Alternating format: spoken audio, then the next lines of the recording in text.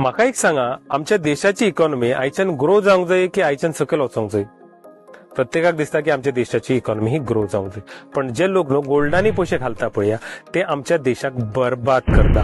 कित्याक बरबाद करता खबर आहा? की गोल्ड ही अशी गोष्ट आहा, ही एक्चुअली आमी दुसऱ्याच्या देशासून आमी इम्पोर्ट करता आणि असो एक प्रोडक्ट आहा, एक्चुअली ह्या प्रोडक्ट आमच्या इकॉनॉमीक कांयच फायदो क्रिएट करना. वेरस आमी क्रूड ऑयल सुद्दां न्हू एक्चुअली इम्पोर्ट करता, म्हणून क्रूड ऑयल देशाक चलोवपाचें काम करता, पण गोल्ड हे फक्त लोकांच्या लॉकरांनी नाल्यार बँकेच्या लॉकरांनी उरता.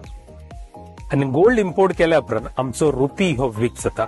रुपी वीक जाल्या कारणान आमच्या देशाची म्हारगाय ही वाडत रावता आणि आमी दिसान दीस गरीब जाता. पण हेच जर पैसे आमी इक्विटीनी जर इन्व्हेस्टमेंट करीत न्हू जाल्यार इक्विटी कितें करता?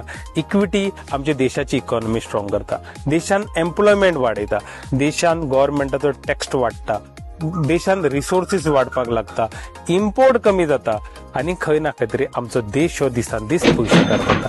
देश पयशेकार जावप म्हणजे आमी सगळे लोक पयशेकार जावप आणि याद दवरा, आमी जेन्ना पयशेकार जातले तेन्ना आमी बरे आयुश्यात जगोंक शकतले. म्हणून हांव तुमकां सांगता की आयुश्यात जर आमी सगळे लोक जर पयशेकार जावंक जाय जाल्यार गोल्ड घेवपाचे पयलीं बंद जायत आणि तुमचे पयशे तुमी इक्विटीनी इन्व्हेस्टमेंट करपाक स्टार्ट करात. Fund and security investment are subject to market risk. Read all scheme related documents carefully. Past performance is no guarantee of future results.